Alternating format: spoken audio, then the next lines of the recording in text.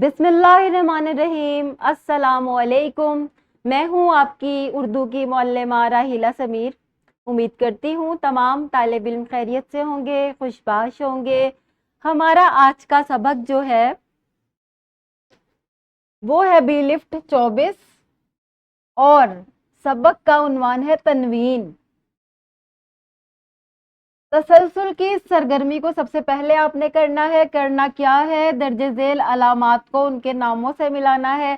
पेश को आप मिला देंगे पेश से, और जबर को आप मिला देंगे जबर से, जेर को जेर से मिला देंगे।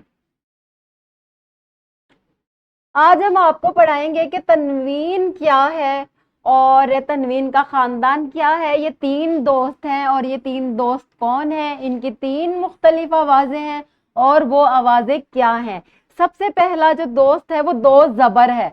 बे पर अगर दो जबर हो तो हम पढ़ेंगे बन, ठीक है। आखिर में नून की आवाज आती है इसमें तनवीन में। और अगर बे के नीचे दो जेर हो तो इसको हम पढ़ेंगे बिन। और अगर बे के ऊपर दो पेश हो तो हम इसे पढ़ेंगे बुन। आखिर में नून की आवाज आती है, ये आपने याद रखना है।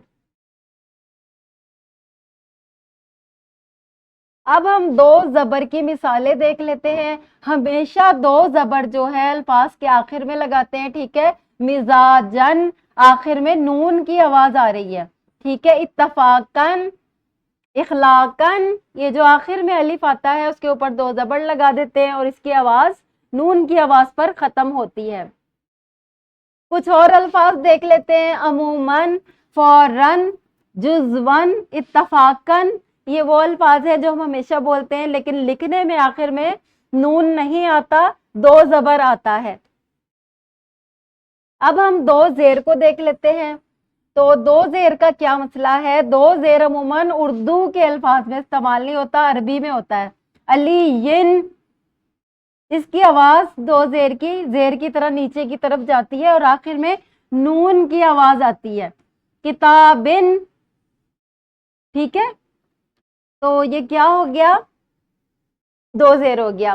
प्यारे बच्चों, उर्दू में बहुत कम ऐसे अल्फाज होंगे या होंगे ही नहीं जिनके आखिर में जेर आता है। जेर अमूमन अरबी के अल्फाज में आता है। बहुत सारे बच्चे जो हैं वो सिपारा पढ़ रहे होंगे नूरानी कायदे में। बहुत सारे ऐसे अल्फाज हैं जिनके नीचे जो है वो दो जेर का लफ्ज यूज हुआ है, दो जेर की अलामत यूज हुई है। तो इसकी आवाज जो है आपको आती होगी कि किताबिन हम पढ़ेंगे। अब हम आ जाते हैं दो पेश पर। दो पेश क्या है, ये गोल घूमती हुई वाव की सी आवाज होती है। जैसे कि एक पेश हो तो ऊ की आवाज होती है, लेकिन जब दो पेश होंगे तो आखिर में नून की आवाज आएगी। गफूरुन, रहीमुन, अलीमुन। बच्चों ने कुरान मजीद में ये अल्फाज पढ़े होंगे। हमारा आज का सबक जो है आपकी किताबों में ये सफ़ा मौजूद है। मरकजियत क्या है, दो जबर दो जेर दो पेश को तनवीन कहते हैं। याद रखना है तनवीन क्या है, दो जबर दो जेर दो पेश।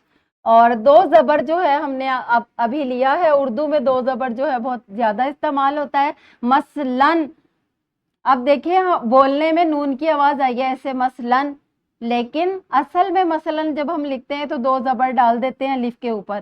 फौरन, फौरन को हम ऐसे बोलते हैं लेकिन सही लफ्ज इस तरह लिखते हैं और इस अलिफ के ऊपर दो जबर आ जाता है। सब बच्चों ने इस बात को याद रखना है। अब जादुई राज क्या है तनवीन का, वो ये है जो याद रखने की बात है। तनवीन हमेशा लफ्ज के आखिर में आती है। ये नहीं कि आप बीच में लगा दें कहीं भी दो जबर दो पेश, आपने आखिर में लगाना है। आवाज नून की होती है लेकिन नून कभी लिखा नहीं जाता, ये हमेशा आपने याद रखना है।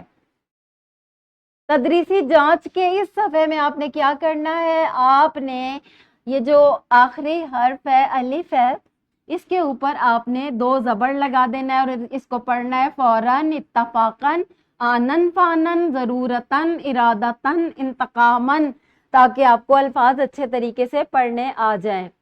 निखार का ये सफ़ा आपने घर के काम में करना है। वर्कबुक आपने क्या करना है, इन अल्फाज को आपने लिखना है ताकि आपको दो जबर का इस्तेमाल आ जाए। امید کرتی ہوں تمام بچوں کو تنوین پتا چل گیا ہوگا کہ تنوین کیا ہے. 2 زبر 2 پیش 2 زیر تنوین ہے. ملتے ہیں اگلے لیکچر میں، تب تک کے لیے اللہ حافظ.